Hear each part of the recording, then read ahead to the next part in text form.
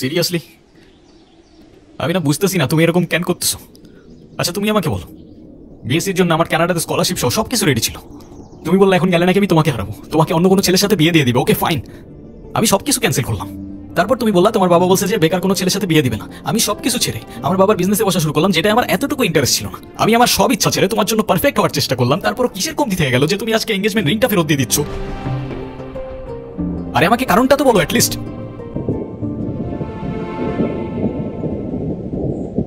কোনো কারণ নেই, আমার মনে হচ্ছে না আমাদের একসাথে থাকাটা পসিবল।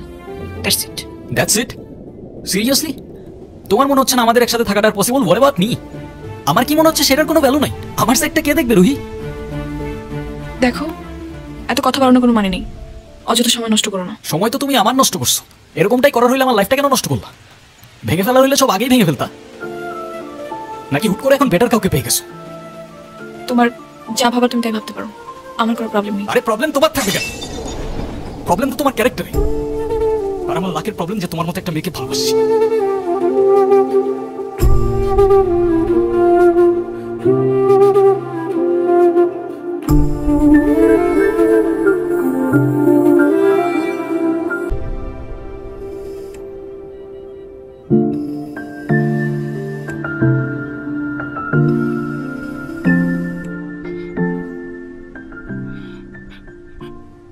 বাবা, আমরা আসলে এমন একটা পরিস্থিতির ভেতর দিয়ে যাচ্ছি, আমরা তোমাকে কিছু জানাতে পারিনি। তুমি কিছু মনে করো না। আরে না আঙ্কেল, আপনি এভাবে কেন বলছেন? রুহি আসলে আমাদের কিছু বলতে দেয়নি। এনগেজমেন্টের কিছুদিন পর আমরা জানতে পারি ওর লাং ক্যান্সার। ডক্টর, আপনারা একজনের বেশি ভিতরে না যাওয়াটাই বেটার। ওর এখন কি অবস্থা? এখন ঘুমাচ্ছে। ফারুক সাহেব, আপনি একটু এদিকে আসুন। দেখুন, রুহি 4th স্টেজে আছে। রাইট নাও ক্যান্সারটা শরীরে আদার পার্টসও ছড়িয়ে পড়েছে, like brain, bones and other organs. Sorry to say, ওর হাতে আর খুব বেশি একটা সময় নেই। Excuse me.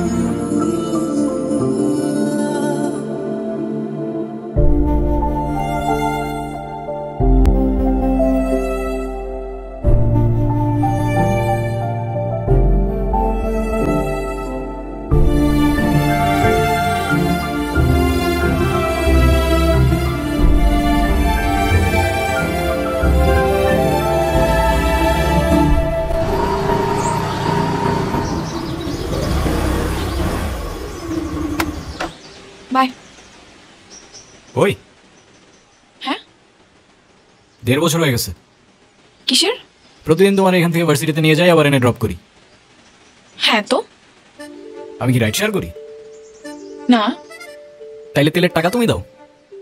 না, কেন লাগবে? দিব। মারবো একটা। আচ্ছা তোমার কি আমার ইফোর্টস গুলো চোখে পড়ে না নাকি? তুমি কি বাই এনি চান্স আমাকে প্রপোজ করতেছো? I guess yes. দম নাই, এভাবে কেউ প্রপোজ করে?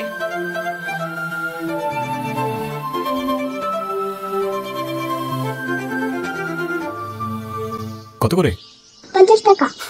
আচ্ছা না,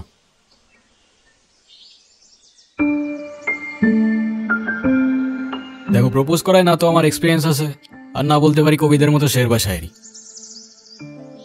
কিন্তু এটুক বলতে পারি যে সারা জীবন আগলায় রাখতে পারবো, আর এফোর্টসে কোনো কমতি থাকবে না। I swear.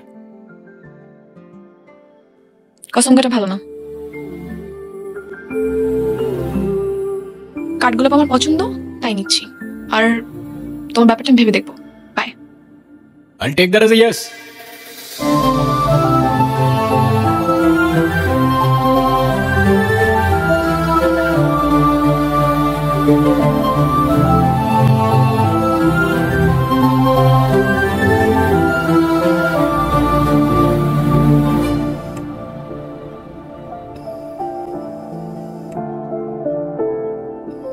আমাকে মাফ করে দিও রুহি,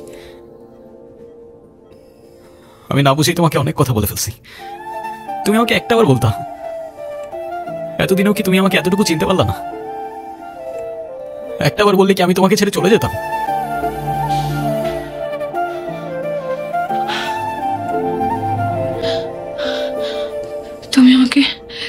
ছেড়ে যাবে না বলি তো আমি তোমাকে বলিনি।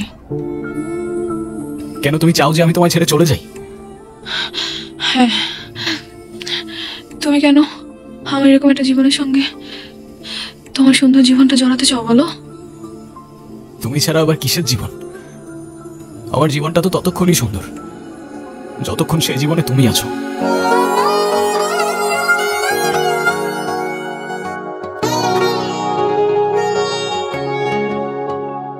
আমার মনের যত বায়না ছিল তোর নামই তো রাখা, তুই ছাড়া তো নিঃস্ব আজ আমি বড্ড একা। তোকে রাখি যতনে মনের গভীরে, আমার দিন কাটে তো রাত কাটে না জানো রে। তোকে কত চায় আমার প্রাণ রে, ও জান রে। আমার দিন কাটে তো রাত কাটে না জানো রে। তোকে কত চায় আমার প্রাণ রে।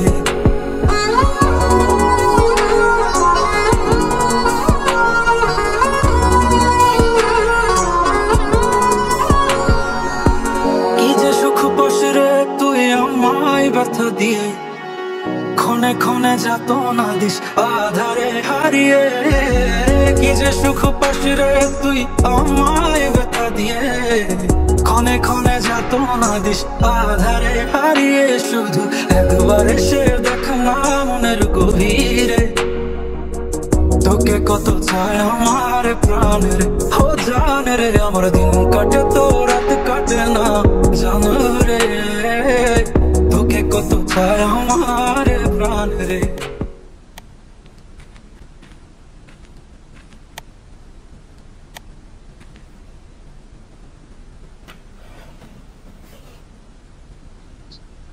রেহান, সব জেনে শুনে এরকম করার না কোনো মানে হয় না, বুঝলি? আমি তোকে যেটা বলছি সেটা তোর ভালোর জন্য বাবা। এমন কিছু করিস না যাতে তোর জীবনটাই নষ্ট হয়ে যায়। মা, আমি ওকে ভালোবাসি, প্লিজ একটু বুঝে কথা বলো। আমি তো বুঝলাম তুই ভালোবাসিস, কিন্তু বিয়ে ভালোবাসার জন্য নিজের ভবিষ্যৎটা নষ্ট করে দিবি মানে মেয়েটা তো যে কোনো সময়। না মা, প্লিজ, এটা তো আমার সাথেও হইতে পারতো না। আর আমার সাথে হইলে আর যাই হোক রুহি কখন আমাকে ছেড়ে চলে যেত না। আর আমার লাইফে ওর আগে না কেউ ছিল আর না পরে কেউ থাকবে। শাবাশ, এই না হলে আমার ছেলে। আরে বাবা, ভালো সময় কিংবা খারাপ সময় সবসময় পাশে থাকাটাই কিন্তু ভালোবাসা। রেহানা মা, রাগ করো না। আল্লাহ না করুক যদি কখনো তোমার কিছু হয়ে যায়, আমি কি তোমাকে ছেড়ে চলে যাব? না, বরঞ্চ তোমার পাশে থেকেই আমি তোমাকে সাহস যোগাবো। Proud of you. এ যুগে তোর মতো কয়টা ছেলে আছে বল? ছেলে হিসাবে তোকে নিয়ে আমি গর্ব করি। আমার কথা রাগ করিস না। না মা, রাগ করি নাই। আচ্ছা ঘুমিয়ে পড়, রাত জাগিস না। হ্যাঁ ঠিক আছে, তোমরা যাও ঘুমায় পড়ো।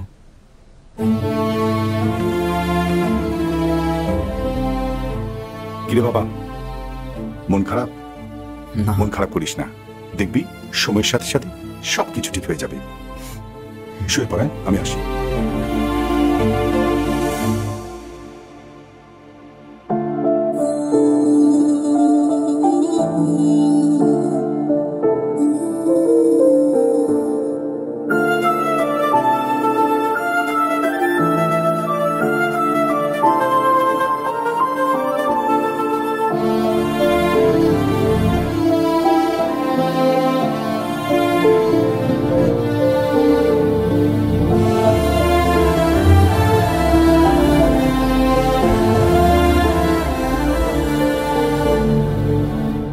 ডক্টর, আমি আর বুঝে উঠতে পারতেছি না আমি কি করব। ওর জন্য কি আর কিছুই করার নাই? আপনি আপনি আমাকে বলেন, যত টাকাই লাগুক আমি ম্যানেজ করব। দেখুন, আমরা তো কম চেষ্টা করিনি। টাকা দিয়ে সবসময় সবকিছু হয় না। তারপরও রুহির জন্য যদি আপনি কিছু করতেই চান, ওকে খোলা হাওয়ায় নিয়ে যেতে পারেন। ওর মনের যদি কোনো ইচ্ছা থাকে সেগুলো পূরণ করতে পারেন। ওর মন যতটা ভালো থাকবে, মনোবল ততটাই স্ট্রং হবে।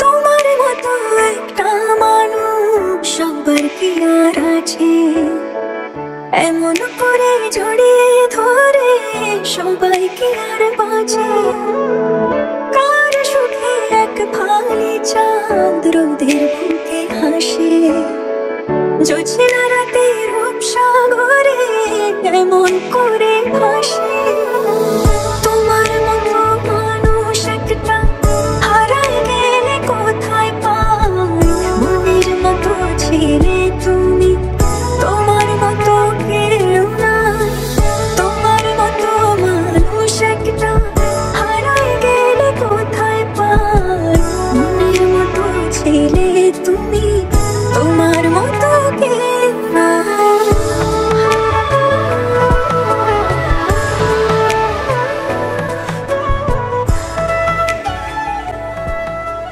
অযথা এসব কেন করছো রেহান?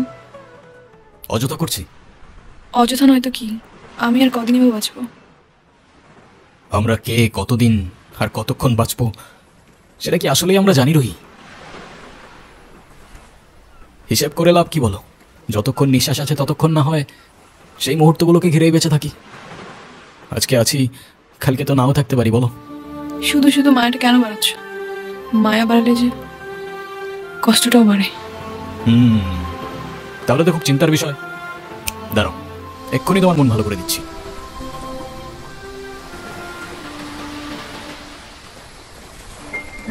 তুমি কি ভিডিও করতেছো?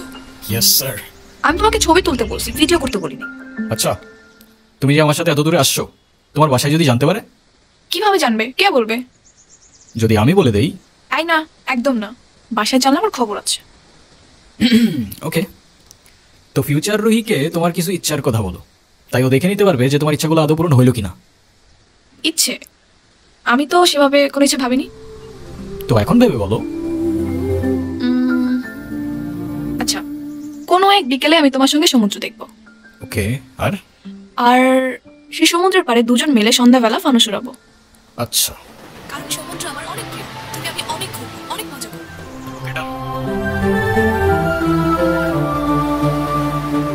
এই নাও তোমার বিকেল, আর ওই যে রইল তোমার সমুদ্র।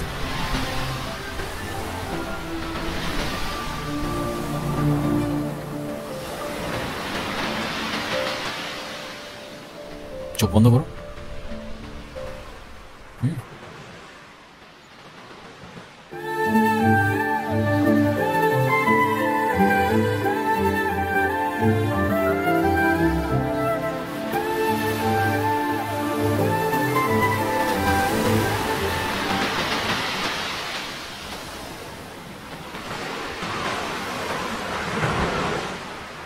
কি? তো বলো, আর কি বাকি রইল? আর কিছু বাকি নেই। Wrong answer. আছে তো। তো ফিউচার রুহিকে জানানোর মতো আর কোনো ইচ্ছে? না, আর তো তেমন কিছু মনে পড়ছে না। বুঝছো, যেটুক চাবা ওইটুকুই কিন্তু পাবা। পরে আবার বললো না আমি জিজ্ঞাসা করি নাই। আচ্ছা ওয়েট, আমরা ফানুস উড়ানোর পর ক্যান্ডেল নাইট ডিনার করবো। সাথে থাকবে সমুদ্রের ঢেউ, আর বাতাসে থাকবে কাঠগোলাপের সুবাস। কেমন হবে? নিজের দোষে নিজেই ফাসলাম মনে হচ্ছে। আচ্ছা, তো ফিউচার রুহি শুনতে পাচ্ছ? তোমার ইচ্ছাগুলো পূরণ হইলো কিনা আমাদের জানিও কিন্তু। জোছনা রাতে রূপসাগরে এমন করে ভাসে তোমার মতো মানুষ একটা হারায় গেলে কোথায় পায়